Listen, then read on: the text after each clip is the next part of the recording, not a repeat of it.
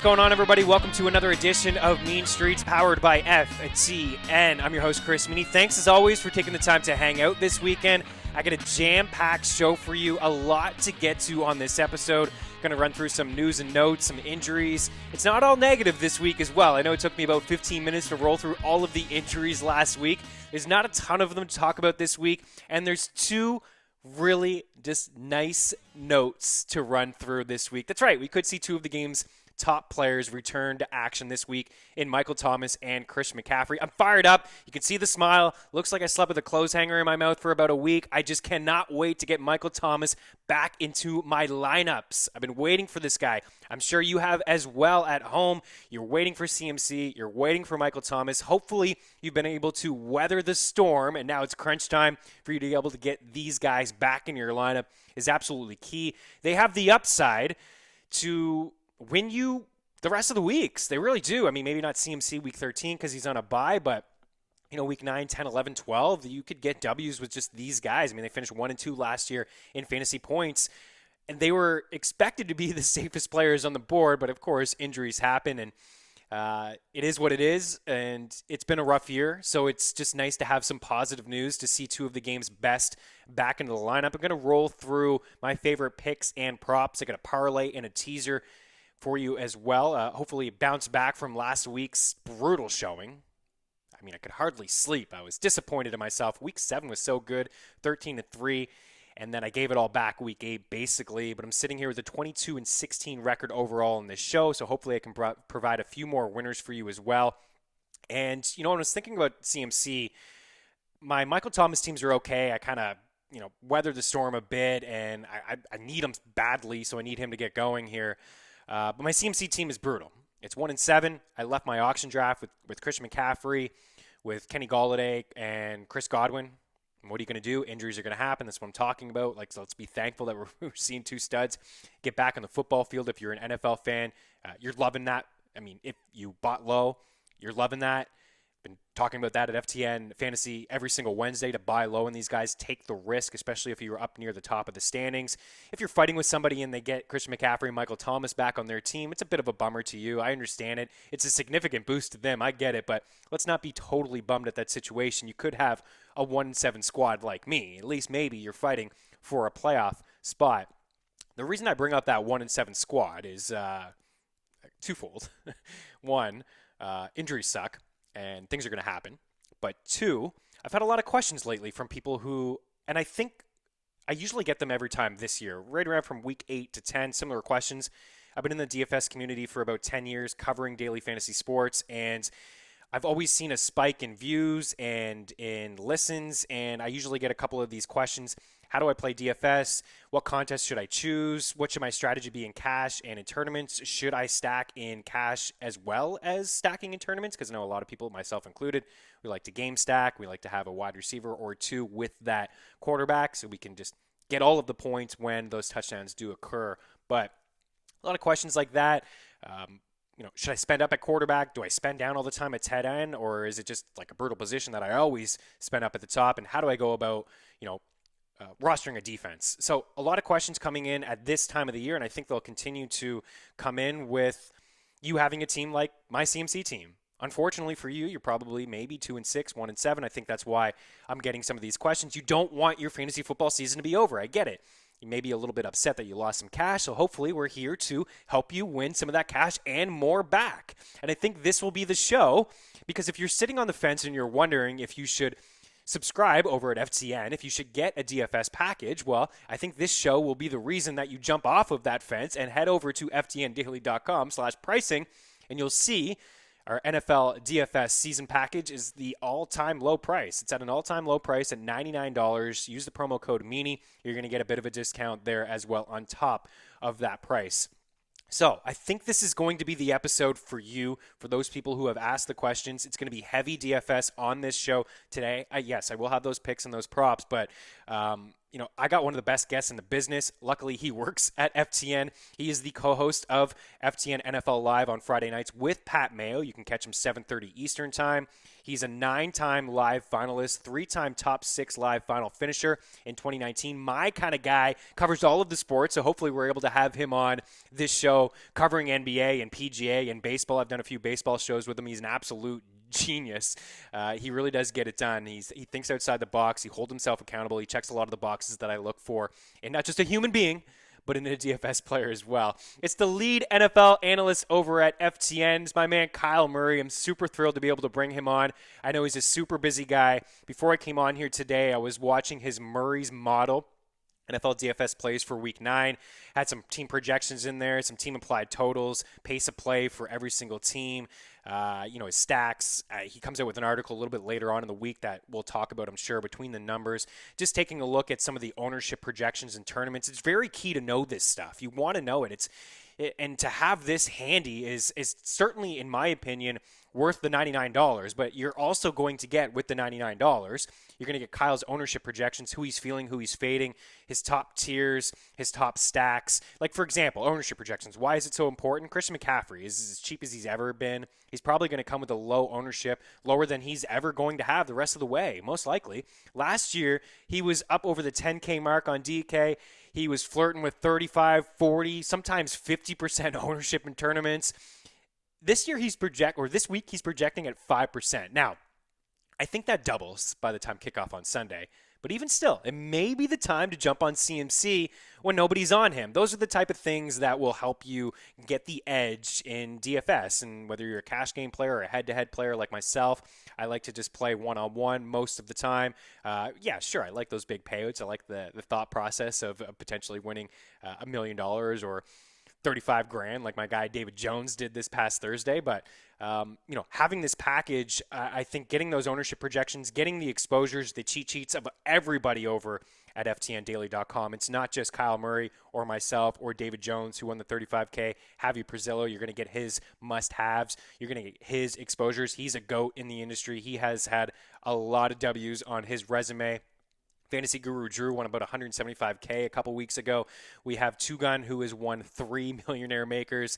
We have Kevin Adams, who's had a ton of success and probably the best DFS article in the game. His game-by-game breakdown is absolutely phenomenal. It's fabulous. It's one of my favorite things to do of the week. I can't wait till Sunday mornings, of course, for the football. But I wake up, get my coffee, I read that article, and I just feel like 10 times smarter.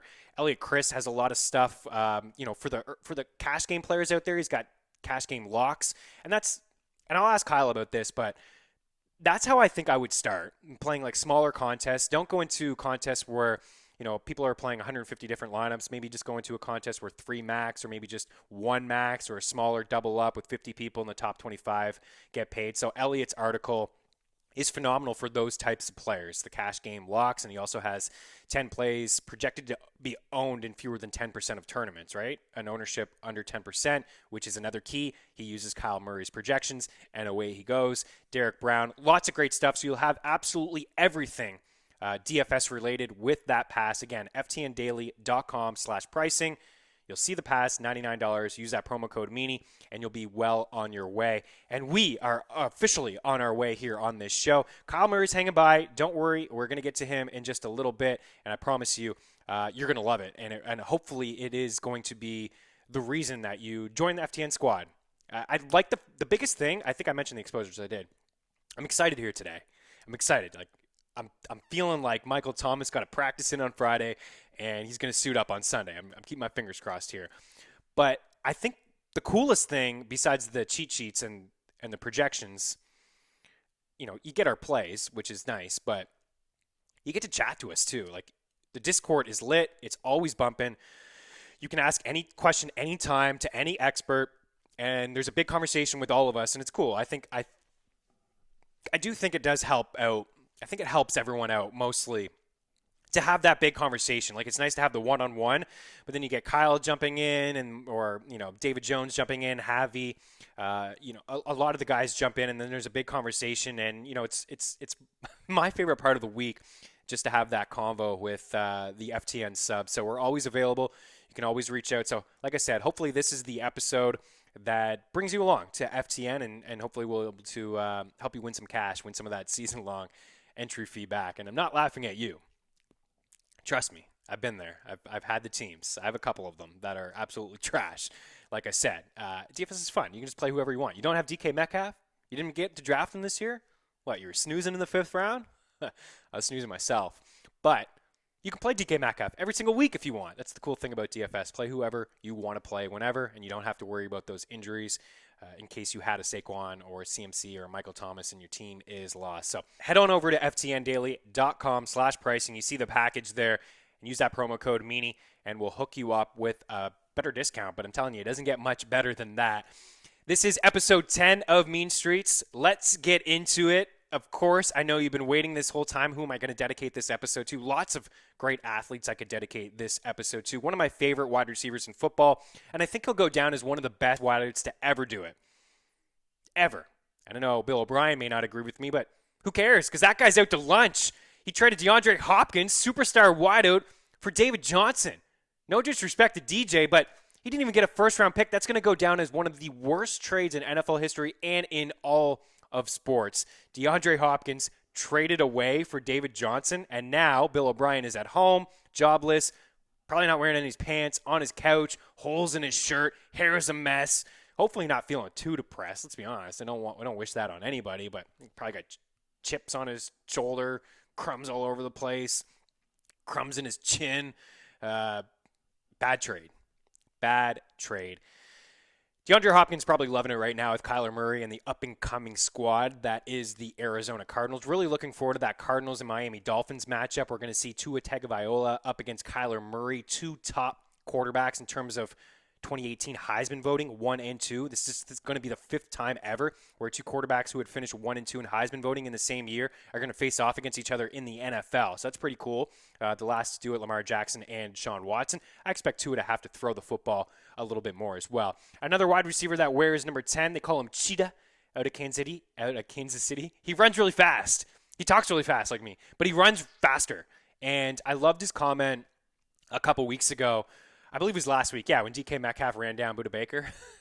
And he said, listen, I could do that too, but my quarterback doesn't turn the ball over. A couple shots fired at Russell Wilson. Patrick Mahomes doesn't really turn the ball over. He made a good point. He took a shot at Russell Wilson. Wilson doesn't turn the ball over that much, but he has had a couple picks inside the red zone that have been pretty costly. One in the Super Bowl for sure that I remember watching and being like, no! Had all kinds of money on the Seahawks. Another guy who wears number 10, currently out of the lineup, but still currently playing in the NFL. He's just on IR.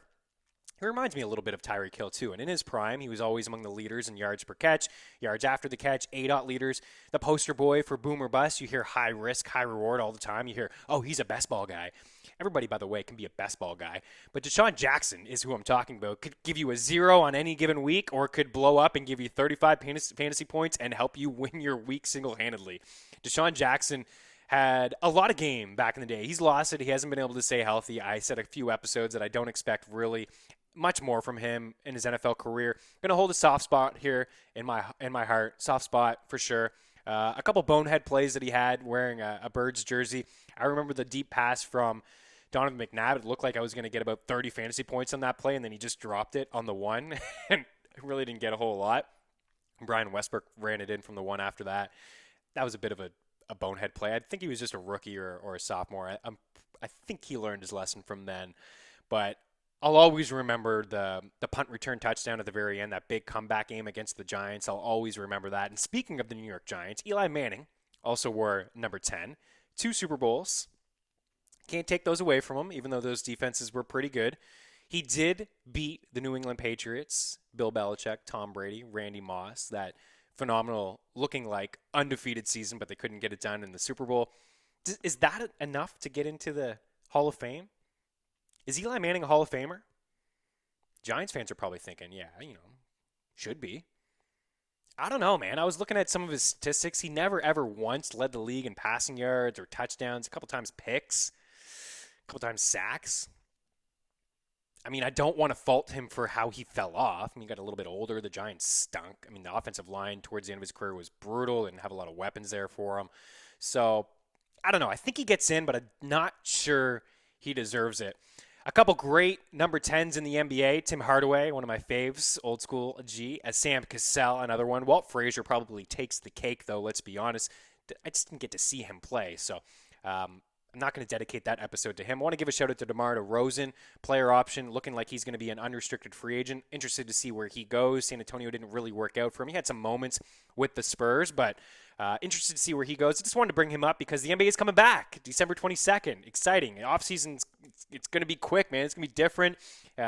Draft and free agency, all that good stuff. I know LeBron's not happy. He wants his time off. Well, LeBron, you can rest, bud. You can rest for the first couple months of the season. Lakers will probably be fine. You turn up the gas in the second half, you'll make the playoffs. You'll be all right.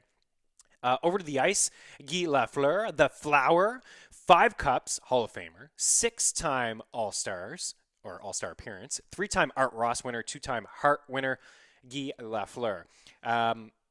Had to bring up for the old man.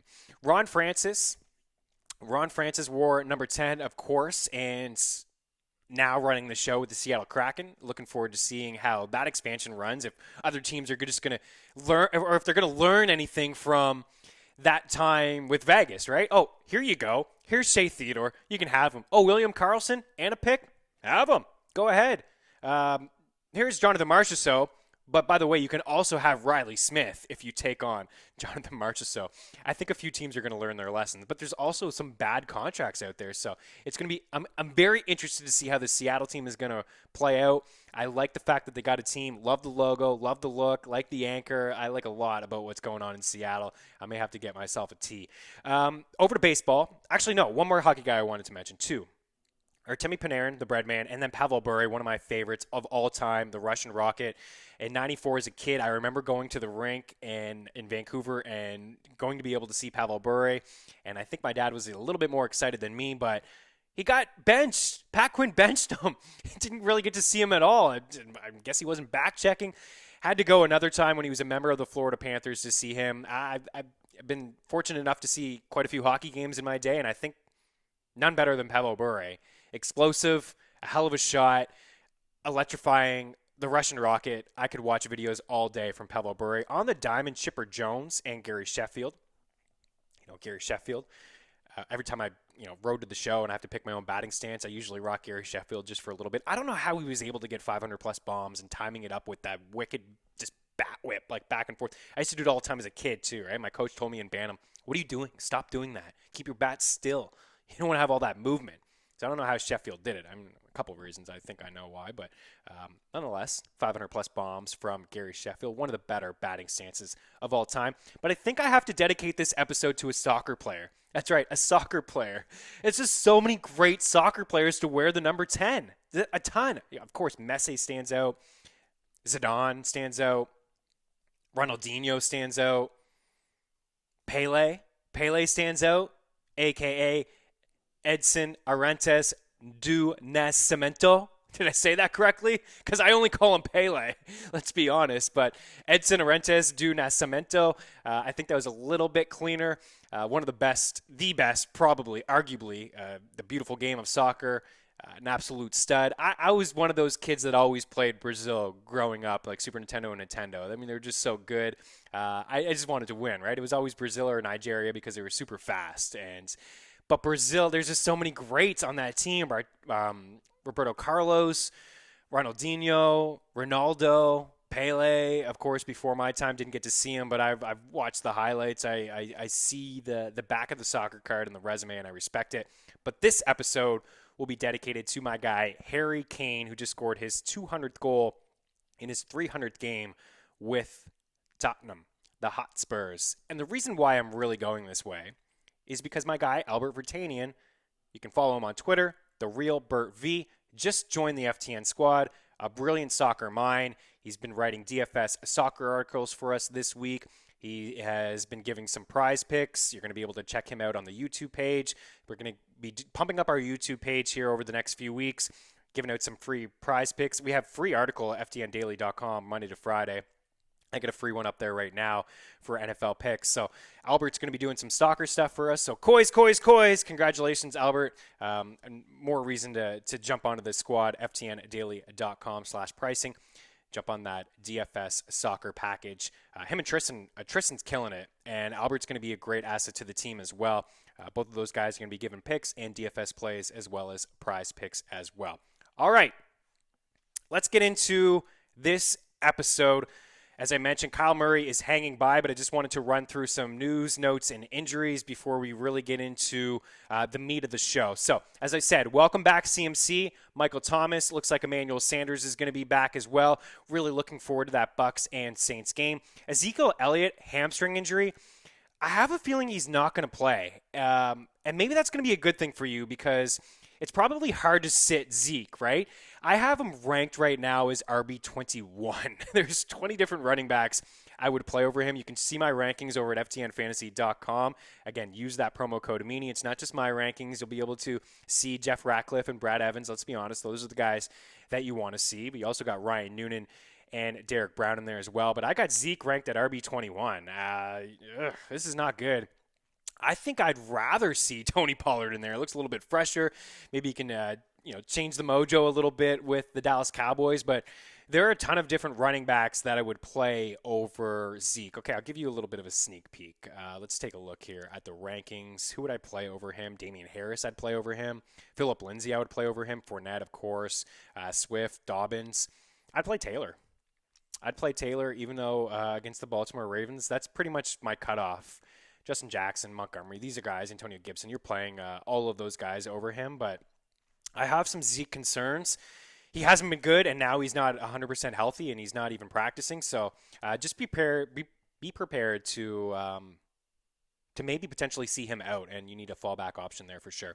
Chris Carson out, Carlos Hyde out, DJ Dallas, and they just signed Alex Collins off the practice squad, knows the playbook, familiar with Seattle, played there before. So I don't think it's going to be a full DJ Dallas game, but I do expect him to get the bulk of the touches and the carries inside this offense.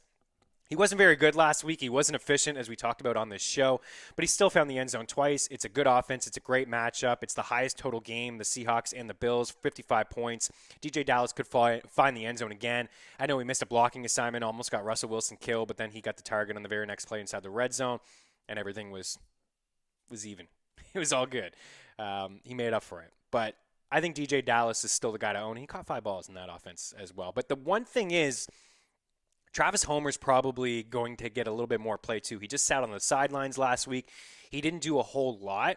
So, you could be in a really tough spot and you have to start DJ Dallas in season-long leagues. But I think in DFS, I think he's a pass, but I'll make sure to bring that up with Kyle. Kenyon Drake is out. Matt Breida spent all kinds of money on him, and dude is out. Just another reason to push back your waiver wire into Thursday morning or Wednesday night in the wee hours, just so you get that first practice report. It's tough enough to be guessing if guys are hurt or not, and you don't get the news. Like, there's no news that Matt Breida was dealing with a hamstring injury.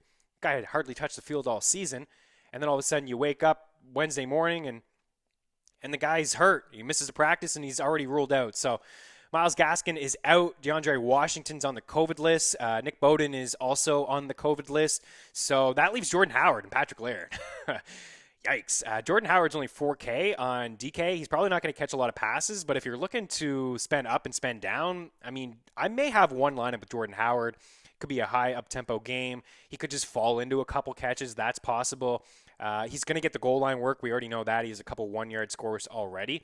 It's not great, but I think he's a borderline top 35 running back this week. So you may just have to play him. Mark Ingram, doubtful. Looking like it's going to be another J.K. Dobbins week and potentially a Gus Bus, like both of those guys this week. It is a tough matchup against the Indianapolis Colts. They've allowed the second fewest rushing yards this season, but they've played brutal teams. They haven't played really anybody good, in my opinion. I like their defense. I respect it. I tweeted, this was my most popular tweet ever. I had said before the season started that I have like the Colts in a lot of leagues. I just took them last because of their weak schedule to start, and it blew up. A lot of people liked that tweet. They started off very slow in week 1. You remember they lost to the Jags, and I think they were dropped en masse, but they've been a top 5 fantasy defense this season. I don't know if I play them this week against Baltimore, but this is going to be an interesting matchup because nobody runs better than the Baltimore Ravens. Dobbins I'd like a little bit more. I think he's got more upside. He had a tough spot last week against Pittsburgh, and he looked really good. Troyman Pope, who came out of absolutely nowhere, has a concussion, and he's doubtful. So Joshua Kelly lives again, but he is definitely second behind Justin Jackson. That's his backfield.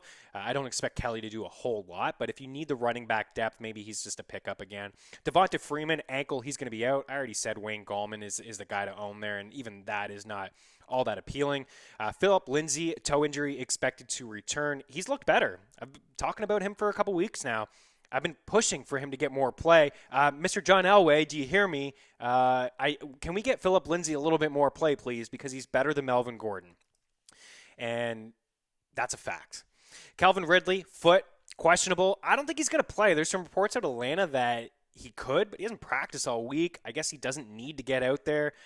I don't know. Everything that I feel, from a source I follow in Inside Injuries is that he's going to be out for a couple weeks. So I don't know. I would have a backup plan there. Maybe Russell Gage, just have somebody close by on your waiver wire or on your bench. Then just be prepared to potentially have to play somebody else than Calvin Ridley. Chris Godwin, finger, he's questionable. It's just, I think it's a pain tolerance thing with him. I believe, it's just all about him. Bruce Arians had some positive things to say. He was catching passes this past week. So I think he's going to play. And I think if you have him, you play him. Sammy Watkins, hamstring, he is out. T.Y. Hilton, doubtful. I was going to bring up T.Y. Kenny Golladay, he is out. Jamal Adams, groin, it looks like he's in. He hasn't played since week 3. I think that's good news for his Seattle defense. Is still not playing great football, but looked a little bit better last week. Drake Kirkpatrick, thigh, he's out. So I just want to bring him up because I think Patrick Peterson will now be on Devontae Parker, and I think that's good news for Preston Williams. As I said, I think Tua is going to throw the football a little bit more. Joey Bosa, concussion, doubtful. Matthew Stafford is going to play, so that's positive news for TJ Hawkinson, for Marvin Jones, and for Marvin Hall, who was the deep threat option in the passing attack last week, and he is the deep threat option in this offense with no Kenny Golladay. We're going to see Garrett Gilbert in the lineup for the Dallas Cowboys. It can't be worse, can it? I mean, Ben DiNucci didn't do a whole lot, but man, some of his throws against the Eagles were brutal. They were awful. He could have easily had 5 picks. He had 9. He got away with a couple. They were running some weird plays, too. It just felt like they didn't trust him. There was a lot of just maybe high school plays ran, some plays that I'd never even heard of. Even the broadcast was talking, like, what is this play? There was several plays where there was just direct snap to Zeke or to CeeDee Lamb, so just trying to take the ball out of Ben DiNucci's hands as much as possible. So clearly they don't trust him. And then we got Jake Luton under center for the Jacksonville Jaguars. You obviously don't play him. I don't think you get too cute and play him in DFS. He's not the best deep ball thrower. He doesn't really handle pressure all that much. Houston should be able to bring it. I would expect they're going to bring it with J.J. Watt and company just because, you're up against a rookie quarterback in his first NFL start. If I were to guess who his guy would be, and I think they just try to keep things simple for Luton this week, and that's probably running the football with James Robinson, a few dump-offs. He's been a big player in the passing game. So I think we'll probably see a lot of James Robinson and just maybe some Keelan Cole or Laviska Shenault. I don't know. Like, you would expect DJ Chark, but he's a deep threat guy. He's going to have the tough cornerback matchup, and, you can move some of these guys like Shenault and Keelan Cole around the field, some bubble screens and just some quick, easy, throws, quick slants, things like that, where just make life easy for Jake Luton in his first NFL start. That's all of the news and notes. Golden Tate actually is another guy that it doesn't look like he's going to play, but you're not playing him anyways, let's be honest. So let's get into some of the picks before we bring in Kyle Murray. Against the spread, I'm going with some favorites here, some heavy favorites. I got the Chiefs at 10 points. There's not really much to say here. I just think that they're the better team out of these two teams, obviously. I mean, they're playing Carolina. The Panthers have looked decent. They lost to the Falcons last week. You're going to get CMC back. It's good for the offense. But the Chiefs are just, it's KC. I just think that they win by double-digit points. I usually take them all the time when it's between 7 and 10, depending on who the matchup is. And we may have to sweat it out with some backdoor cover, but they're at home here, and I think they win by 10 points. This one here, Pittsburgh 14, this could jump up to 15, 15 and a half. It could get real crazy.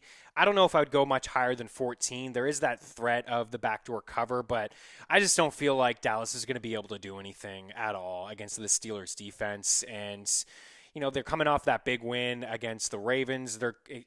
Sometimes these games could be trap games. They could just be, an emotional win, and then they're coming into this game against the Cowboys, the worst defense in football, and you're just assuming that you're going to win with ease. But it's the defense that I like so much that I just feel like the Steelers are probably definitely going to score 30 points. Big Ben's probably going to toss a couple. James Conner's going to be able to run all over them. Defense may add a couple scores. And will Dallas get to 14? Probably not. But one reason you need to follow FTN alerts, I got this at 9.5 when it opened up on Monday morning. And believe you, I jumped on it immediately. So I feel a lot better at 10. You can tease it down if you want, but I think they win by 2 scores. And then I got Houston in there to win by a touchdown. I really like Deshaun Watson this week a lot. I think he could potentially be popular in DFS, but I don't think that really matters at the quarterback position. It just checks all the boxes for me. Jacksonville's just not a great defensive team, and coming off the bye, they've been a lot better since they got rid of Bill Bryan, and since he's been at home watching on the couch. But it's win by a touchdown. I think they do that. These division games are tough. Sometimes they're a lot tighter than that 7-point spread would suggest. But I'm going to side with Houston here. I think that they easily get to about 28, 30 points. And I don't know with Luton under center that they're going to be able to get to 20, 30 points themselves. So I'm going to ride with those heavy favorites on the slate for against the spread. Over on the money line, I like Seattle. I just think they're the better team. I just don't think that they lose to the Buffalo Bills. I think it'll be tight. I was going to come in here and pick the spread, -3, but I decided just to take a little bit of value there on the money line. You usually don't get these kind of odds with Seattle. They're a really good team. Russell Wilson, by the way, has never played in Buffalo. I thought that was pretty interesting. Not going to have a lot of fans there. It seems like the weather's going to be decent, not as crazy as last week. And I just think this is going to be a shootout, but I think Russell Wilson gets the job done. Baltimore on the money line. I have some slight concerns with the COVID and a few players potentially not playing. It looks like they could be without a linebacker or two. We'll see tests happening on Sunday morning. We'll see if those guys can get into the lineup. But I just think they're the better team, better than the Colts. Colts defense has been phenomenal, but what I alluded to earlier is that they just haven't. I just don't think that they played anybody spectacular. Like, I think they're a playoff team. I had them to win the division. I'm not surprised that they're off to a good start. I'm a little bit surprised in how they're running their backfield, even though I shouldn't be, knowing Frank Reich and what he did in Philadelphia, rotating all the backs. But I think this is a bounce-back game for Lamar Jackson. They really probably should have won against the Steelers last week. Lamar had a couple turnovers, kind of gave that game away. But I think Baltimore bounces back here. And this line has flipped all over the place. I jumped on it -3 early. I think before I came on, it was close to a pick 'em. But I think they win, and that's why I'm going to pick them on the money line. Much like Seattle, you usually don't get these really good teams, top 5 teams in the NFL. I think both of them are. And, we usually don't get them with these good of odds. And I think they're better than their opponents. The Vikings are the last team in there as well. I was a little bit on the fence with this one. Another one that I was thinking maybe spread, but I wasn't sure about Matthew Stafford if he was going to play, but it looks like he is going to suit up. All reports indicate anyways that he's going to suit up. It just needs another negative test, and fingers crossed that does happen. But I think that with Dalvin Cook, they're just going to be able to run all over Detroit. No Kenny Golladay, and this Lions team is just another year, right? They're just disappointing. I know expectations are not high, but they just never seem to be able to win that big game. So I'm going to lean with Minnesota. Big win last week against the Green Bay Packers. These over-unders, I'll be honest with you, I was a little torn on some of these totals. I originally wanted to come in with the under between the Bears and the Titans. It was at 47. I just don't expect a ton of offense from either team, but then the Titans defense has been so brutal that Nick Foles may actually be able to have a little bit of success. So I didn't want to go with that one. And then I was looking at the Patriots and the Jets at 42. I don't think that the Jets get to 14 points. The Patriots haven't showed us anything offensively. That's a game that I do feel like the under will hit, but I wanted to try to give some safer plays and some winners. Like 42 is tough to take the under. It's very low. I will be taking it in my own pool, but I was just a little hesitant to come in with that total. Honestly, I'll be honest. I jumped around quite a bit with the over-unders, but I've settled in. I have Seattle and Buffalo over 45.5. I think it's going to be a shootout. As I said earlier, I just think both quarterbacks are going to be able to have a lot of success in this game. Seattle is just allowing a ton of yards through the air, the most in football. Denver and Atlanta, I really would like to see Calvin Ridley suit up. This one may actually drop down to 49 or 48.5 before kickoff, especially if Calvin Ridley doesn't suit up. So that is a little worrisome to me. I'd like to see Ridley. He's top 6 in the NFL in receiving yards.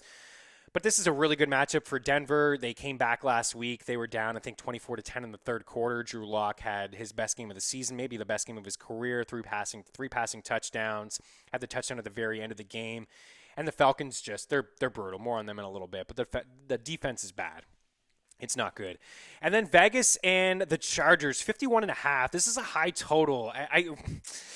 Some of the, like the Chargers play, like I thought coming into the year that they play at a bit of a slower pace, and Vegas, that's what they want to do. They want to run the rock, and you saw it last week that they had 31 carries. They gave 31 carries to Josh Jacobs. They really didn't give the football over to Cleveland. I just think that this is going to be a little bit of a different game. The weather's not going to be as bad. Justin Herbert is chucking the ball a ton, like 43 attempts in each of his past 2 games. He's been super efficient. This is a defense you can throw on in Vegas, and it's a defense you can throw on against the Chargers too. If it just starts to get into that type of shootout, we have some big play threats with Henry Ruggs and Mike Williams. We have 2 tight ends who can play. I think both teams will have success running the football. So I think there's going to be a lot of points scored in this matchup. So I'm willing to take the over at 51.5. Let's bring up some of my props. I got Tyler Lockett at 68.5. This is just mostly, I just feel like again, there's going to be a lot of points scored. It seems like Lockett and Metcalf flip-flop every single week, but Tre'Davious White is going to be on DK Metcalf, so I think Lockett will probably be able to eat up the Bills. You'll get a lot of crossing routes out of him, some easy completions. They've really struggled against wide receivers in the slot. Sometimes he gets a little bit of a slot usage out of Tyler Lockett as well. So 68.5, I think we'll get there. Will Fuller over 61.5. I think he'll get there as well. My one fear is that it's Brandon Cooks. Cooks had that big monster game against Jacksonville. But the Jags have allowed the 5th most passing yards per game. They have the worst pass DVOA defense in the league. Top 10 in passing touchdowns allowed. Top 10 in 20-yard passing plays allowed. 4th most fantasy points to quarterbacks. Wideouts, I was taking a look at wideouts. They have at least 80 yards against them in 4 straight games. So at least one wide receiver has topped the 80-yard mark against Jacksonville in 4 straight games. So I think it's a good opportunity. You want to jump in on Cooks. You want to jump in on Fuller. I think both of those guys could, hit the over on their yardage prop. But I think Fuller is a little bit safer. He's been the deep threat guy, getting a lot of the volume. Over to Darren Waller, over 4.5 catches. Waller leads all tight ends in targets per game, 8.7, 6.4 catches per game. He's got a 26% target share, which is top 10 in all of football and number 1 at the tight end position. So last week he didn't have the best game, but again, it was the weather. Like I said, I think this is a little bit more up-tempo, and I think he definitely gets to that 5-catch mark, especially if this does get into a shootout. Derek Carr spreads the ball around, but he also zones in on Darren Waller. It's Waller's the guy who gets the double-digit targets, and then everybody else is just getting a handful. But I expect Waller, as I said, that a 26% target share is pretty significant. Jerry Jeudy over 3.5 grabs. This is just too low. I was pretty confused why. Tim Patrick is going to return, but Jerry Jeudy had himself a pretty solid game last week. He had a season high in terms of yards, over 70. He had 10 targets. A lot of that came into the third quarter and into the fourth quarter when Drew Lock was really balling out at the very end. That's not a sentence that you hear me say too often.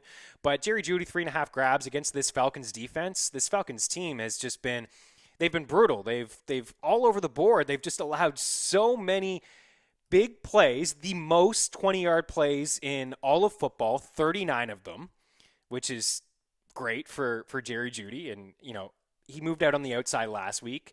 KJ Hamler was in the slot, but I think we'll see KJ Hamler in the slot, maybe Jeudy on the other side, Patrick on the other side of that. I don't think it hurts too much with, having Patrick in the lineup. I think he just gets to 4 catches. And, the Falcons have allowed 111 catches to wide receivers, the 6th highest mark in all of football. I just feel like this number is too low in a game where we could see 50 points. And if you just look at the Falcons overall, from their defense, 29th in pass DVOA. I mentioned the most 20-yard passing plays, 39. They've allowed the 2nd most passing yards per game, the most passing touchdowns. So this is a pretty good spot for Drew Lock and company. And I like Drew Lock in fantasy this week. I like Noah Fant. There was 2 I was coming in here with, Jeudy 3.5 and Fant 4.5. I took Fant off of there, but nobody has allowed more catches, yards, and touchdowns to tight ends than the Atlanta Falcons. So if you feel more comfortable with the 4.5, it's 2 more catches or 1 more grab. Similar odds, 154, minus 154 DraftKings, and minus 167 bet MGM.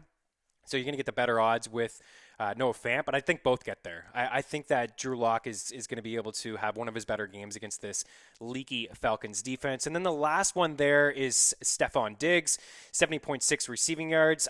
Again, a shootout. Diggs leads the NFL with 79 targets. He's second in catches with 54 as well in yards with 695. Seattle looked a little bit better last week, as I mentioned, but they still have allowed a league-high 358 passing yards per game and the most 40-yard passing plays in the NFL. Seattle has allowed 57 fantasy points per game. 14 different wide receivers have topped the 70-yard mark against the Seattle Seahawks. I'm just going to run through it quickly. Week 1, Ridley, 130. Jones, 157. Gage, 114. So all three Atlanta wideouts topped 100 yards. Julian Edelman, week 2, hadn't done anything all year, 179. Damiere Byrd, 72. N'Keal Harry, 72. What have those guys done since that? Week 3, Cedric Wilson, 107. Michael Gallup, 138. Amari Cooper, 86. CeeDee Lamb, 65. Week 4, Devontae Parker, 110. Isaiah Ford, 48. Jakeem Grant got in on the fun, 36. Week 5, Adam Thielen, 80. Week 7, DeAndre Hopkins, 103. Heck, Larry Fitzgerald had 62. Week 8, 91 from Brandon Ayuk and 81 from Kendrick Bourne. Diggs may get this in the first half. He may set records, right? Should be an entertaining game, nonetheless. All right, before we bring in my guy, Kyle Murray, I just want to give a shout-out to pristineauction.com. Daily auctions, $1 starting bids at over 1,000 items, always up for grabs. They have signed helmets, balls, jerseys. If you're a collector, if you like to collect football items, this is the site for you. Over 8,000 football items in their auction at all time. Authenticity is guaranteed on all products. And if you use that promo code FTN, you're going to get yourself $10 off your first invoice.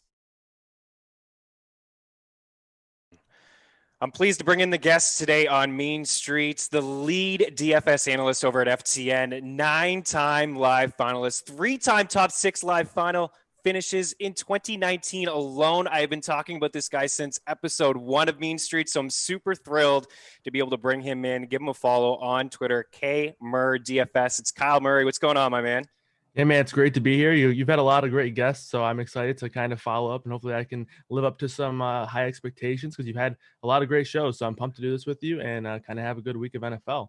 Yeah, man, I appreciate that. And honestly, not just try to pump your tires, and I will probably do that a lot on this show here today, but I've had a lot of people just reach out over the past couple of weeks. Their season-long teams are absolutely finished. You know, there's been so many injuries and dealing with COVID, and they want to keep playing fantasy football, and they're just new to DFS, and I just keep saying, man, Kyle Murray, are you not checking out the stuff over at FTNDaily.com? And I just checked out your Murray's Model DFS plays for week 9. You really just dive deep into it. I love it. You're talking, your favorite stacks, team projections, pace of play. I don't want to give everything away from there. I encourage everybody to check out FTNDaily.com. Check out your Between the Numbers, where you really just position tiers, your favorite stacks, guys you're fading. And Kyle, as you know, NFL Season Pass is only $99. So for the price has dropped down. This is the time to jump in. And week 17, nobody wants to play season long in week 17. You shouldn't be playing. You can play week 17 DFS. You can play playoff DFS. People who sign up, you're going to get your ownership projections, who you're feeling, your exposures, and most of all, an opportunity to talk to you in the Discord chat, which is absolutely lit, right? Yeah, it's we pretty much have at least one minimum expert in there at pretty much 24/7 because Javi's on the West Coast. I'm nocturnal. I pretty much stay up all night. So yes, I noticed that. The way it works out, we pretty much have somebody in that Discord pretty much 24/7. But yeah, we have a ton of awesome content, and like my model video sometimes runs a little bit long. This week it was an hour long because, like you mentioned, I do try to go pretty in depth, position by position. And the article that I write, it's cool because we have so many guys that provide such great content and picks. It allows me to kind of take a different angle on the article. I talk pretty much about ownership, about what I'm doing with leverage and game strategy throughout that week. So I really enjoy doing that article, and that'll be up tomorrow morning, Saturday morning. So that's probably one of my favorite things to do throughout the week. Yeah, it's one of my favorite things to check out. I love the ownership projection, and I feel like you think outside the box a little bit too. And just before we get into some plays, and like I said, not going to just take up too much of your time here. I want everybody to go check out your work, and also you're going to join Pat Mayo. You join him every Friday night. FTN Live on Friday nights with Pat Mayo. That's a great conversation between you two and Debro, and sometimes Javi's on there and Jones, and also Sunday mornings check out Kyle as well. Just a nice little combination between all of you guys. And as you said, there's a lot of great minds over at FTN, and the chats are just, they're very active. And I think that's one of the most underrated things about having this pass. You're not just going to get Kyle's great work, but you're going to get everybody access to everybody's work and exposures, cheat sheets, who they're playing. You really just, you're not just saying, yeah, I'm playing this guy. You're actually, telling the people that you're playing them too. Right. Yeah. So the exposures are there. And I think that's pretty key. So before we get into a few plays, I'm going to kind of run through game by game and just get your thoughts on certain games, and we'll skip over a couple. But Vegas is, I'm seeing right now, there's 6 games with totals of at least 50 points. So we could have some high scoring games. Last week was crazy, as you know, with some of the wind. And that's another thing that I like about your video is like, you hold yourself accountable. If something goes wrong and you explain why it went wrong, what your thinking was there, and how we can, move forward and make adjustments along the way. So for people who are just checking out for the first time, honestly, there are some people who have never played DFS that have asked those questions to me before. Is there any sort of tips? Maybe it's, certain contests that you like to play or avoid, or just taking a look at team totals. Is there anything that you can just give the viewers, give the listeners a little bit of a tip? Yeah, first of all, I mean, I am in that same boat with some of the season-long players. I have my main, I guess, league with all my good friends. I'm 2-6 in that one, so I'm kind of just fed up with it. So I'm in that same boat where I'm pretty much just DFS at this point. But yeah, a main thing is you want to have realistic expectations for DFS. It's not a game that is very easily. It doesn't come easily, and it's hard to win. And when you find contests that kind of fit what you're trying to accomplish, it's very important. So one thing I always encourage is to try to find obviously contests that fit your bankrolls. You don't want to go broke doing this. You want to be able to play within a realm of realistic expectations, but keep the contest size as small as you can. Give yourself the best chance to win. If you're throwing, obviously people are going to see, oh, there's $1 million to the winner in this contest. That's really intriguing. Those contests are very hard to win, almost impossible. So especially if you're doing 1, 2, 3 lineups, be realistic with it. Try to find contests that kind of fit that for you. 500 people, 400 people. There's plenty of contests in the NFL streets where you can find all kinds with high prize pools, low prize pools, all that stuff. So just try to find the right contest and try to keep it as small as you can in terms of people that you're competing against to start.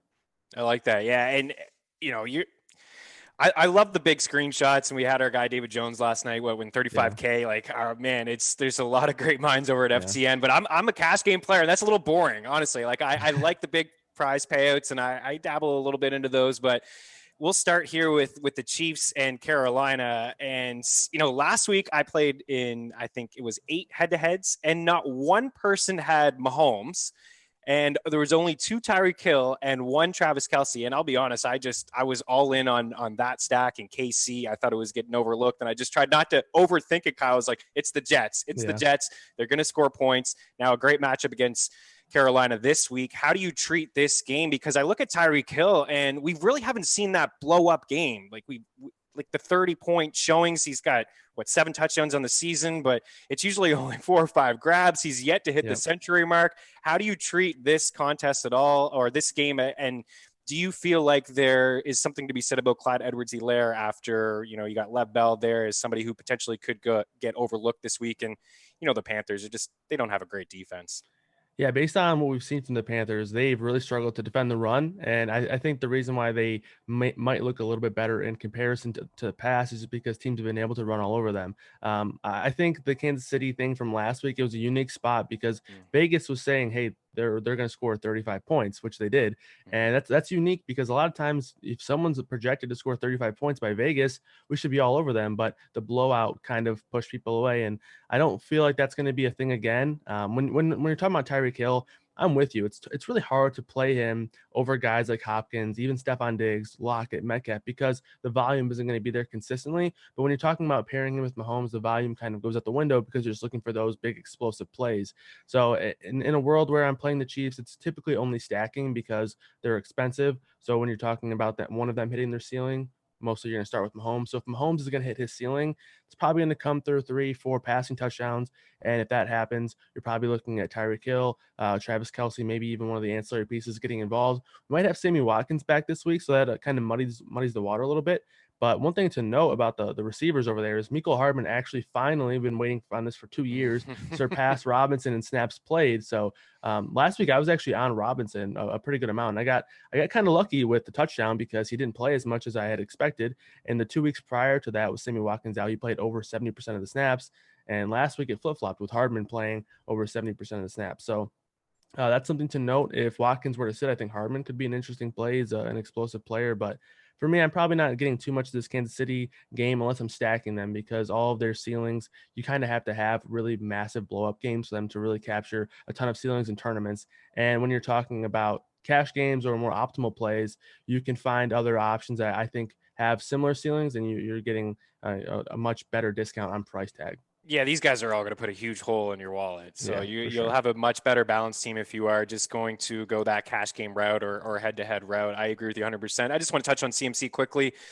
He is the most expensive running back on DraftKings 8.5. It looks like he's going to play. Do you dare go in his first game back in weeks, or is it just too rich for your blood?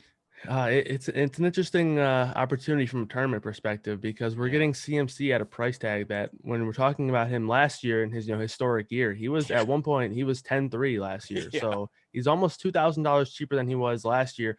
Based on what we saw in his first 2 games or before he got hurt, doesn't really look like he's going to have that impactful passing role where he was almost at a 20% target share last year.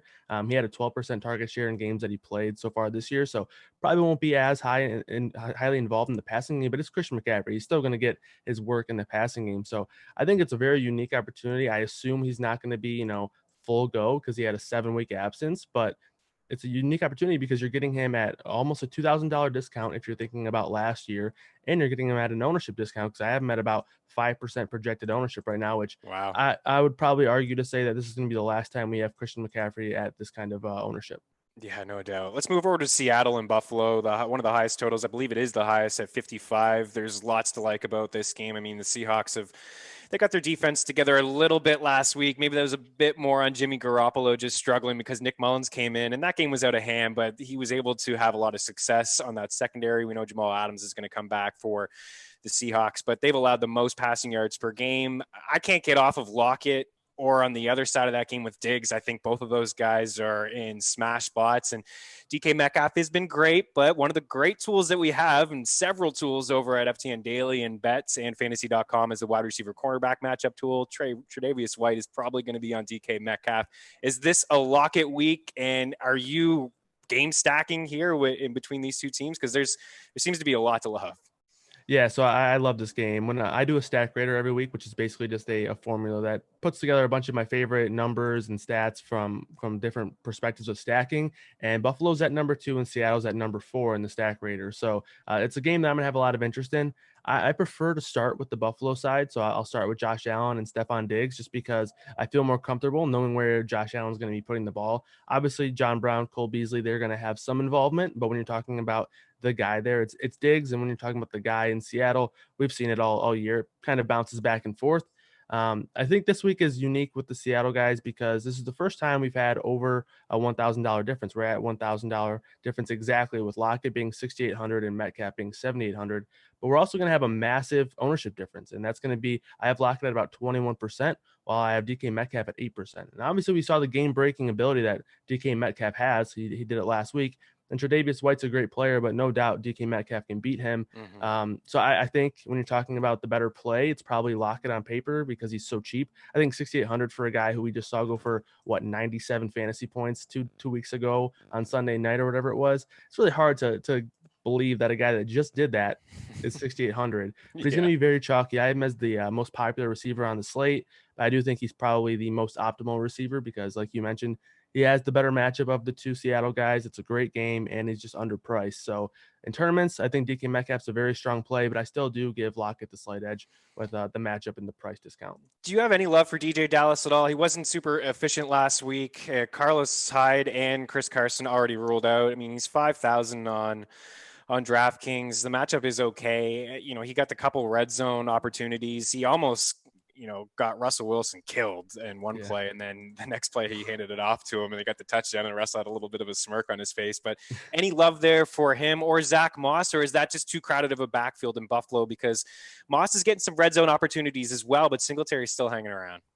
Yeah, I think it's another unique spot because these are two teams with over 26 implied team totals. So you should have some interest in the running backs. But like you mentioned, it's kind of a mess. Now we are hearing that Alex Collins could potentially be involved. Yeah. Pete Carroll, I think it was like a half hour ago, said that they'd be fine giving him the ball, which makes some sense. He was on Seattle a couple of years ago, so he probably knows the offense fairly well. And then Travis Homer, who was active last week, but it was just an emergency guy, which Jay Glazer actually nailed that. So it was a good call by him. But I feel like Homer could potentially cut into some of the work here, especially in the passing game. We saw DJ Dallas catch 5 passes last week, including a receiving touchdown.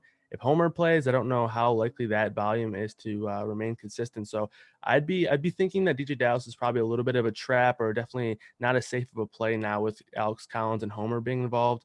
And as for the Buffalo guys, yeah, I just can't really find myself getting there because now Moss is more expensive than Singletary.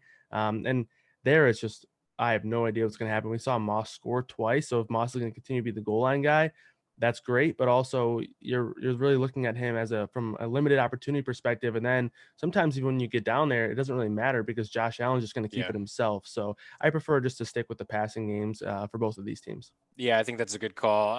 Over to Denver and Atlanta, and I can't believe this. This is why I don't win thousands of dollars. I like Drew Lock. I sometimes find myself spending down at the quarterback position. I think you can, sometimes you can make a case for spending up like Mahomes. You get low ownership. It's almost like the contrarian move to spend all the way up at the quarterback spot. But 5-2 against these Atlanta Falcons, and I was writing up some FanDuel plays over at FTNDaily.com, and all the numbers. It's just, I'm not breaking news here, but they check all these boxes, Kyle. And Locke coming off 3 touchdowns last week. Atlanta allowing the second most yards per game, passing yards, a league high 20 passing touchdowns, 39 plays of at least 20 yards, the most fantasy points to quarterbacks, 29th in pass DVOA. Am I crazy here to consider Locke? I love Noah Fant.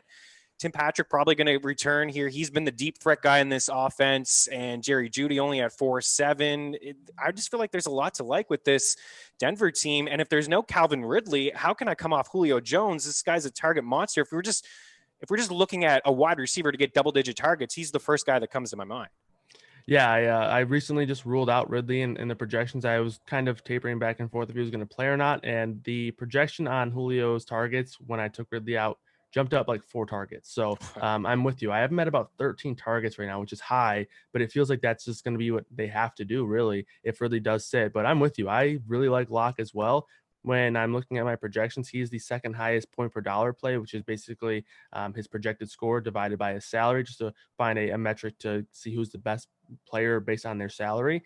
And Deshaun Watson's number 1, but Drew Lock is number 2 this week. So I really like Lock. And when we're going back to a guy like McCaffrey, when we're talking about a guy like DeAndre Hopkins, these are high priced players that are going to be pretty low owned. And by playing Lock, you're obviously probably going to be wanting Julio in that lineup to capture some correlation. But by playing Lock, you're saving a lot of money, giving yourself opportunity to spend up elsewhere. And when you're spending up other positions, there's some low-owned guys like McCaffrey, like Hopkins, like even Travis Kelce, who I have at about 12% projected ownership right now. So I'm loving the Lock stack. I definitely love it on FanDuel. Like you mentioned, Fant, I love Fant this week. I think he's a very strong play. I think there are a handful of good plays at tight end. So if you don't want to play Fant, I really like Patrick and Jerry Jeudy as well. Yeah, okay. I agree. There are a lot of plays at the tight end position. I can't get off of just the past couple of weeks with Fant, double-digit targets. And overall, points per game, he's right there, like top 5 and catches and targets. He's certainly checked out pretty well. Baltimore and Indy, I don't think we have to spend too much time here on these. I don't think we're getting crazy with Jonathan Taylor, and you want to get ultra contrarian. That's probably the way to go, but I wouldn't do it. I just wanted to touch on the big 3 with Baltimore, the squeaky wheel thing, Marquise Brown. I wouldn't be shocked if he had 3 or 4 targets on the first drive for Baltimore. I feel like all year I've been saying, in season long, buy low on Lamar Jackson, buy low on Mark Andrews, go buy Marquise Brown. These guys have great season long fantasy football schedules, and they've been low owned really for, I don't know, I feel like 5 weeks. There's times where I've spent, up at the top for them, and I'm expecting them to be low owned, and they're low owned and they're not really doing anything. So are we just forgetting about that game in general? Do you have any love for Lamar and Marquise to hook up this week? And do you feel like that's going to be an underrated stack? Or because Marquise is speaking up and Lamar is saying, yeah, I got to get him the ball, it's on me. Do you feel like a lot of people will probably just, okay, this is going to happen, I'm going to put my chips in on this offense? Yeah, I haven't really played this offense much at all this year. They've been expensive and they were pretty low owned throughout the past 2 or 3 weeks, but you're finally at a spot where I'm okay with this price tag on Lamar. Obviously, he has a ceiling that many don't have because of the rushing upside. He's obviously, if you're going to pick a quarterback to go out and get 100 rushing yards, it's going to be him every single week if you had to take one. And it's not the greatest of matchups, but it's still a very good offense. We saw this team produced like, extremely well on the ground last week in a tough matchup against Pittsburgh. So I'm liking Lamar Jackson. I don't know how much I like Marquise Brown just because at the price tag he's still 6K. I still feel like that price tag is a little bit too high, and Hmm. it's at a point where if he makes a big play, sure he's looking okay. He probably won't lose. You probably won't lose you the week if he's in your lineup, but you need more than just a big play at 6K. You need him to have consistent volume, and obviously he hasn't had that. That's why he took to Twitter to complain about it. And there is a squeaky wheel narrative there. So I could potentially see them looking to get him going. But I actually would prefer to just stack him up with Mark Andrews at 4,800.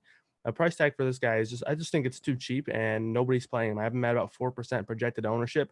So pairing Lamar with Mark Andrews, you're talking about a tight end. Mark Andrews, you're not really having the opportunity cost of taking up a receiver spot if you play Marquise Brown. And if Mark Andrews does just catch a touchdown, maybe even catches two, that's really all you need to really get a good ceiling game from Mark Andrews. So I really like pairing Lamar with Mark Andrews. And then if you don't like the passing attack here, I'm pretty interested in J.K. Dobbins this week. I think he's going to be extremely low owned. I have him at about 3% projected ownership right now. He saw 65% of the snaps last week. He is their third down back.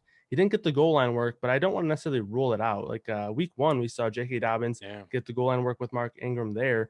So obviously that was a long time ago, but I think Gus Edwards got the touchdown last week. But I don't want to necessarily just cross that off the realm of possibilities for J.K. Dobbins. I think he's going to lead the team in snaps from the running back position. He'll have more involvement in the passing game, and I think he could potentially be even or even get more work than Gus Edwards. And when you're talking about this team, they're going to run the ball a minimum of 30 times each week. Yeah. So at that rate, all these guys are guaranteed double-digit touches. So I like Dobbins a little bit in terms of just a GPP play. Yeah, you know what? I really like that call. No Ingram again, and I think a lot of people will just look at maybe the matchup and they'll see, oh, the Colts are pretty stingy run Mm. defense. They see that ninth opponent rank right there, and they just think, okay, well, actually it's third opponent rank, and I just, yeah, I like the Colts defense, but who have they played? I mean, they play in That's a true. very weak division. I'm like Jacksonville, Mini, Jets, Chicago, Cleveland, Cincy, Detroit. This team hasn't played anyone all that great. So nobody runs the ball more. I think the Rams maybe, but this is the number one rushing team in the NFL. So I really like that Dobbins call. I wanted to bring him up. Over to Houston and Jacksonville. This could be a fun game, but can Jacksonville do their part? Right? Because Watson has a great matchup. Will Fuller, we know his upside. Even David Johnson can probably do some damage. I think that Houston could easily get to 30 points, but I would like Jacksonville to be able to do their part and keep this a competitive game to be able to, continue to see Deshaun Watson throw. Over the past 3 games, he's been running again. Obviously, there's really, I mean, if you've been following this Houston team and you've been following, what Bill O'Brien has done with them over the past couple of years. Now that he's gone, it seems like it's just a weight lifted off Watson's Yeah. shoulder just a little bit. He's been much better over the past couple of weeks.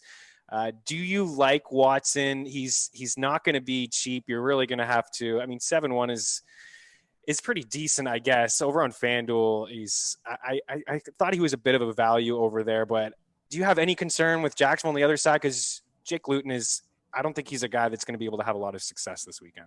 Yeah, I'm with you that it was a concern of mine. And during my Murray's model video, it's kind of cool because I walked through it and I pretty much start at the stacks and then work through positions. And when I was talking about the Houston stack, I mentioned initially, I think they're a great play. Vegas has them at about 28, 29 points. And it kind of felt like this game was going to be fairly popular. And I was concerned about Jacksonville being able to keep up, like you mentioned. But I'm kind of getting Kansas City vibes from last week where the ownership isn't really all that high in them. We have none of these receivers over 10% ownership. I do think David Johnson's getting some ownership. I have him at about 13% last I checked. Yeah, 13.2. And I have Watson at about 11%, but the ownership at quarterback doesn't really matter too much. It's pretty much going to be pretty balanced. Right. So I'm feeling like people are potentially off of this game more so because of maybe Fuller's a little bit more expensive than they would like. Maybe Brandon Cook's a little bit more expensive than they would like, but also they're potentially worried about where this offense is going to get their points from and if they're going to be able to be forced to keep up. And looking at ratios of touchdowns compared to passing and rushing, Texans are top three in terms of what they're doing in the red zone. They're passing at the third highest rate in the red zone, and they're scoring. When they score, it's pretty much via the air. They're not really getting a lot of rushing touchdowns. We've seen it from David Johnson. He scored last week, but it was via the pass. So Deshaun Watson is pretty much their source of points. And when you're looking at that, it's kind of what you want from a stack. You want a team that's getting a lot of their scoring coming from the passing game. And for that reason, I think Houston's a very strong play. Like Vegas is projecting them to score 4 touchdowns at 28, 29 points. So at that rate, even if you give David Johnson 1 rushing touchdown, you have 3 touchdowns available left for this passing attack. And I think Watson can definitely get those 3. If not, maybe he'll get one on the ground. So I'm still on this Houston team. They're number 1 in my stack rating model. So Nice. I'm pretty high on Houston. The issue is finding who you want to bring it back with the Jaguars. Because like you mentioned, I'm a little concerned about Jake Luton. Don't really know a lot about him. I believe he went to Oregon State, but we didn't really see a lot that we liked from the receivers with Minshew. James Robinson looked really good, but Chris Thompson's back. So he should cut into the workload a bit. So I'm thinking it might be a smaller stack with just Watson and either Fuller or Cooks, and maybe not even bringing anyone back with the Jags. Yeah, I think Luton was maybe one of 3 quarterbacks to have over 21 passing touchdowns and fewer than 3 picks, but he doesn't do well under pressure. I don't feel like he has a deep ball. You're right. It's just who's going to be the guy? Is it going to be Chark? But he's been very disappointing. I think it just could be, and I'm not going to sometimes I get nuts with these cheap quarterbacks, but I definitely won't go there. I think they could maybe just get Chenault more involved, maybe just try to keep it simple with Robinson, maybe Keelan Cole, they can move him around, some bubble screens or whatnot. But there's nothing really all that appealing to me. I know I don't feel it, but it could be sneaky though, right, Kyle? Because I don't think anyone's going to really own Chark in these guys. Yeah, I'm with you there. I think this is going to go very overlooked. And when you're talking about defenses that you want to attack, Houston's got to be up at the top, right? So a good one. I think you should have some interest in him here. I think James Robinson was the guy that I had the most interest in, but he's pretty expensive, $7K, and I have him still at about 14.5%. I think that could change a bit more as the week goes on because I think James Conner and Chase Edmonds will become more popular and James Robinson could potentially slide into the radar a bit. But I think Robinson would be the guy that I would want to pair with initially, even though it might not read as like a good game script stack when you're probably not expecting the Jags to lead. But I think Robinson can be involved in either game script. So I think Robinson would be my first guy. And then I think DJ Chark would probably be the second guy, 5'2". I think that makes some sense, but I'm not really too thrilled about any of the receivers here. No, it's hard. It's hard to. At least Robinson I think he has at least 4 catches in 5 straight games, so he has been involved in the air. To your point, no matter the game script, he should be involved. Detroit, Minnesota. Don't know about Stafford. Looks like he could potentially play. I'm not breaking any news here with Dalvin Cook. I mean, this guy's an absolute stud. Are you fading him at all? Like, how much exposure do you think you'll have to him? Yeah, I have him at about 32% ownership right now. So it is tough to completely fade him because while he is my highest projected running back, I have him at about 26 points. I also have him as the best value on the entire slate in terms of running back. So whenever that happens, it is hard to get off of him. I think he's a very strong play. I think you kind of lock him in cash games. But there are ways that you can get unique with Dalvin Cook. And one way that I'm doing that is pairing him with a Lions receiver, whether that's Jones or Amendola or Marvin Hall, if you want to get really cute, or even TJ Hawkinson, and then also pairing him with Adam Thielen. Adam Thielen's a guy that I think is a very strong play this week, especially when you're talking about tournaments, because not many people are going to be pairing Dalvin Cook with Adam Thielen. Adam Thielen's underpriced at 6,700 on DraftKings. I have him at under 10% ownership, and while they might not really correlate entirely well in a game where Minnesota, goes out and scores 28 points. It's probably going to be Thielen and Cook finding the end zone 3 of those times combined, just because a lot of their offensive production is so narrow. It really comes from Thielen, it comes from Cook, and then a little bit from Jefferson. So that's the way I'm approaching this game. I think Cook is an amazing play, but there are ways that you can get contrarian within this game by pairing him with guys like Thielen or even some Lions players. So do you have a preference between maybe Hall, Amendola, or Marvin Jones? I would imagine most are just going to go to Jones and Hawkinson, but Marvin Hall is the deep threat guy in this offense. He showed up last week. He is fairly cheap.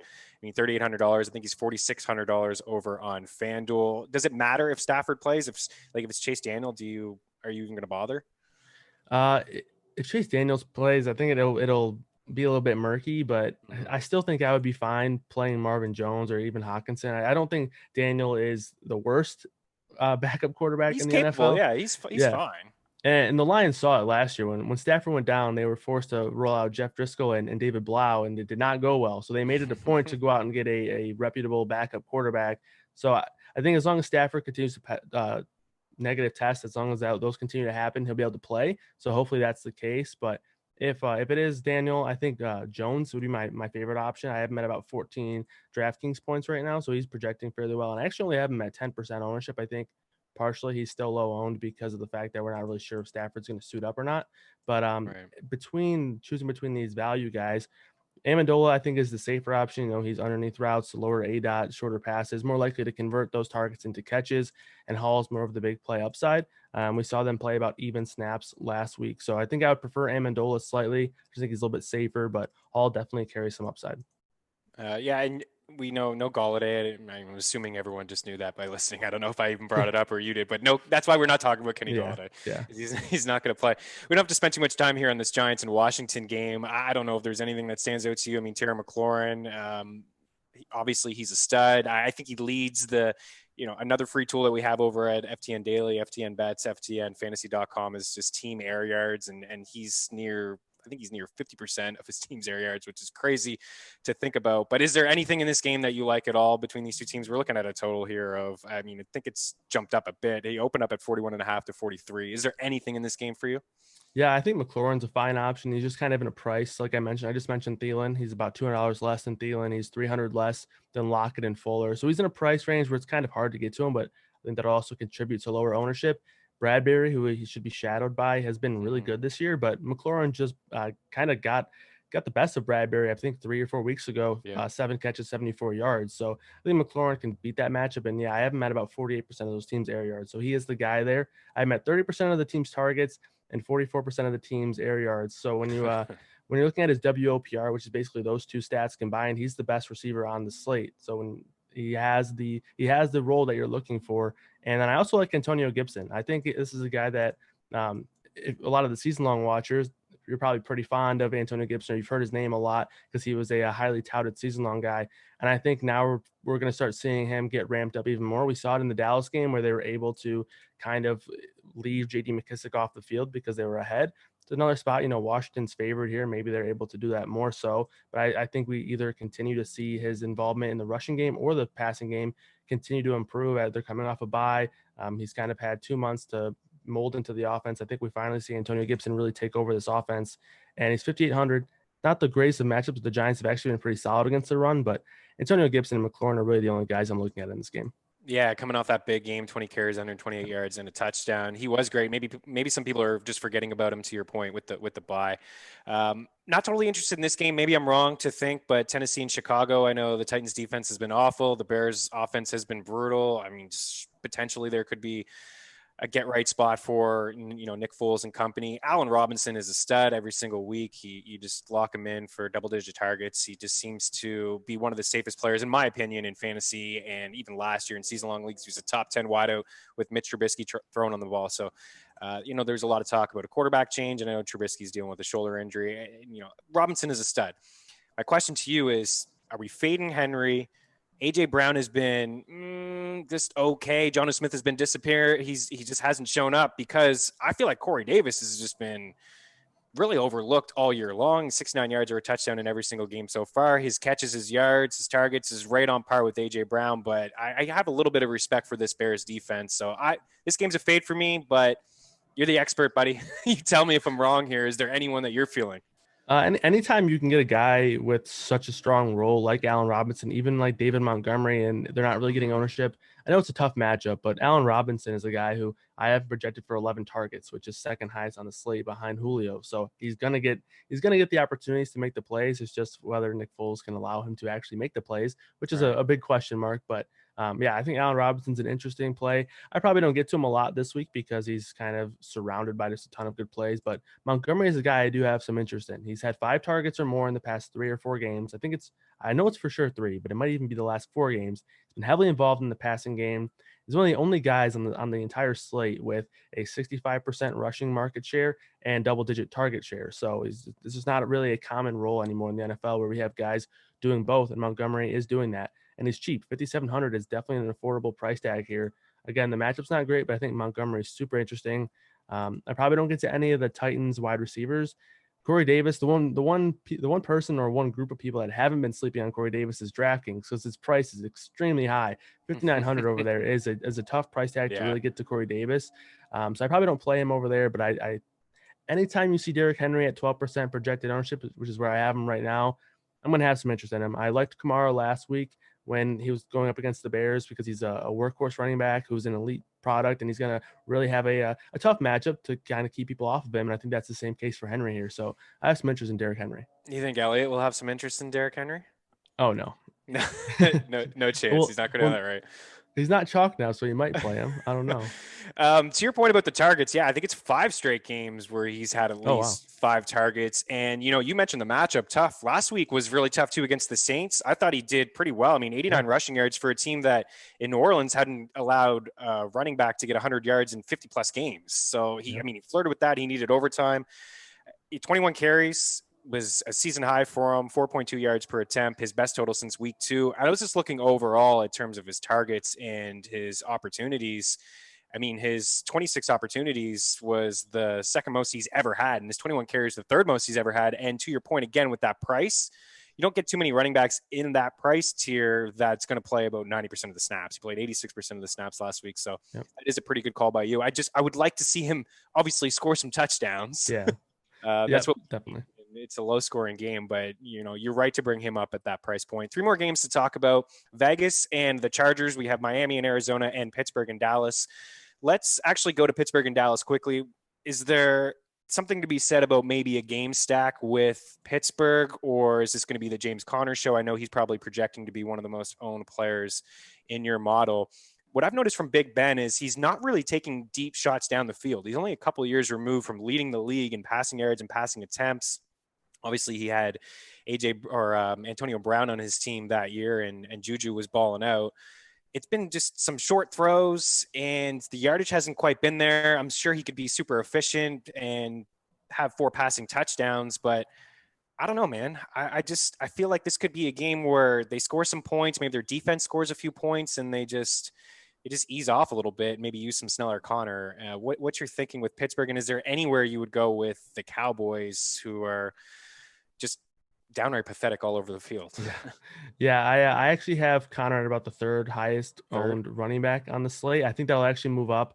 I have Jacobs getting a pretty good amount of ownership because he's so cheap, but I do think that'll eventually change now that Jacobs kind of went through a questionable spell throughout the week with an illness. So I think Connor's going to end up, when things are all said and done, being the 2nd highest owned running back on the slate. Obviously a phenomenal matchup. We've seen guys continually burn these Dallas guys. We've seen Kenyon Drake do it, who was really struggling. We've seen Antonio Gibson have the breakout game. We've seen a handful of other guys really have strong games against Dallas. So I just think Connor's a strong play. I think a way to get leverage on that chalk is to play, the Ben Roethlisberger side of things, but I don't really love his price. And then when you're talking about who you're going to pair him with, it gets really confusing because when you're talking about them having 3-4 guys that really can catch the ball and make plays, it's kind of the same thing that you're having with the Chiefs, but are you confident that Ben Roethlisberger has that 5 touchdown upside, 4 touchdown upside? I know we've seen it a couple times this year, but I'm obviously not as confident in Big Ben as I am in Patrick Mahomes. And like you mentioned, he's not really pushing the ball down the field. So the upside's not really there. When you're talking about his ADOT, he's at about a 7.06 ADOT, which is not very good. It's very low. And the only person, there's 2 people that are lower on the slate. It's Tua, who is at 5 after 1 game, and it's Kyle Allen, who's at 6.5. Exactly. So it's just really hard to see a fact where Ben Roethlisberger is pushing the ball down the field. But I will say I really am intrigued in Deontay Johnson here this week at 5K on DraftKings. He was, when I go through it on Monday night or Monday morning, I go through all the ownership all the pricings, and I kind of see guys that I think are highly priced or too cheap. And Deontay Johnson stood out very quickly at 5K. He's just a guy who, in games where he's actually finished and started and played the entire game and hasn't left them early, which he's left 3 games early. Last week he returned, but he left it, got his hamstring checked out. Prior to those, he was at a 30% target market share. So he's the guy there, it seems. And obviously, we've seen Juju become more involved. We've seen Chase Claypool kind of be introduced to the world. But Deontay Johnson's the cheapest receiver on the Steelers offense, and I don't feel like that should be the case. I feel like he should be the most expensive. So Deontay Johnson's probably the guy that I'm going to have the most exposure to in this game. if Zeke sits, I know he's been questionable with the hamstring injury. If Zeke sits, I think Tony Pollard's a very strong play at 4K. It'd be interesting to see where his ownership falls in a tough matchup, but I think it'd be Pollard if Zeke sits, and then Deontay Johnson, it would be the main guy if Zeke plays. Yeah, Pollard is, I mean, you can make the case that he's looked better than Zeke Yeah. in the past couple of games. He's starting to get a bit more run, looks fresher, catching balls out of the backfield. Game script probably going to suit him to catch a few more balls out of the backfield. The last time I checked, the Steelers were 14.5 point favorites. Johnson, the price on Johnson is very interesting because you're right. The 3 games that he's played, he's had double-digit targets. He has been very frustrating, and that's the thing with DFS. And for people who are just like, oh, Johnson, this is the reason that I'm 2-6 in my season-long league. I don't want anything to do with that guy, but I like the fact that you brought him up, and there is a bit of a price point there. 240 yards or fewer in 5 games for Ben so far this season. So, I mean, again, Dallas is not going to be able to push the pace for him to be able to check to get past that, but maybe a couple of bombs there to Johnson. All right, Vegas and the Chargers. I feel like there's kind of a lot to like here. There could be some points scored. You mentioned Jacobs. I was in on Ruggs to a certain extent. I came off of him a little bit last week because of the weather. Waller, I feel like, is a great guy to play and one of the safest tight ends. And Hunter Henry has been a bit frustrating, but I still like him a little bit too. And Keenan Allen is another guy. When we talk about Allen Robinson, Keenan Allen is another one who just gets a lot of targets. And he just I see his catch prop every single time, Kyle, every week. It's like 5.5, 6.5. I'm just keep slamming the over on this guy.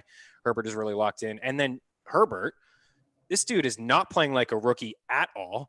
He is leading top 5 in a lot of metrics. And it seems like every single week he's tossing 3 touchdowns in at least 300 yards, and they're throwing the ball a lot. I mean, 43 passing attempts last week, 43 the week before that. He had 49 against Carolina week 3. Do you feel like this is going to be a up-tempo game, a lot of scoring? Because I know how the Raiders want to play. I mean, Gruden had the biggest smile on his face last week when Jacobs had over 30 carries and they just held the ball the entire game, smash mouth football, old school, 3 tight ends on the field. Let's just run the rock with Jacobs. But do you feel like the Chargers are going to be able to score some points? Maybe that Carr has to push the pace a little bit too, because he actually, when you look at his numbers, Kyle, and I know you have, pretty accurate, and he's had himself a pretty good season, spreading the ball around to all these guys. So it's tough after Waller to figure out which guy it is. For me, it's not Aguilar. And if you like Aguilar, my apologies. Maybe it's the hat that I'm rocking that, he just absolutely sucked in Philly. But I just feel like those were a couple good games that he had in that stretch. I think the deep threat guy is Ruggs, and Waller is the one that I really like inside that offense. What's your thoughts on this game? Yeah, I think part of the reason why I have Jacobs popping so highly in terms of ownership is because I think this game is going to be a game where people are trying to get exposure to, and it makes some sense. You're right. Derek Carr has been playing some great football. I mean, I know people like to rag on Derek Carr because too much, I think. Yeah, in previous years it's been easier to do, but he's in a good spot. He finally has some weapons, not including Nelson Aguilar. I'm with you. I don't like Nelson Aguilar, but Waller is one of the better tight ends in the league. Henry Ruggs, who should have had a touchdown last week. He really, I know.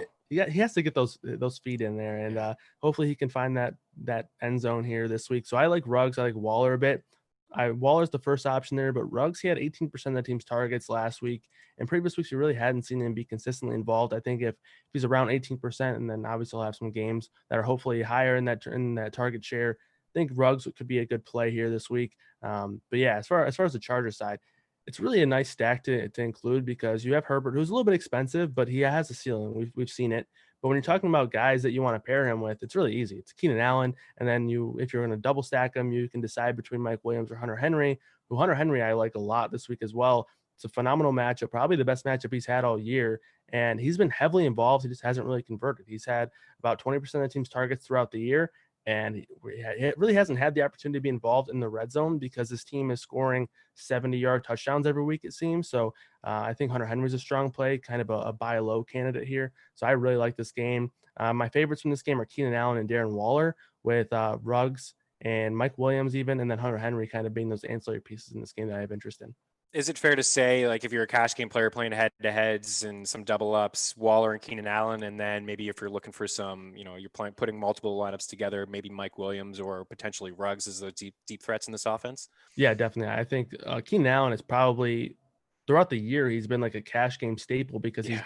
he's getting the work of Devontae Adams, like, but he's just not priced the same. I know the price has gone up a little bit, but it only went up $800. He's still only 7K on DraftKings, so I still think that's too cheap for the kind of role that he's going to have. So yeah, and then Darren Waller, 27% target market share on the year, and he's still in the 5Ks. So those are two really, really strong cash game plays this week.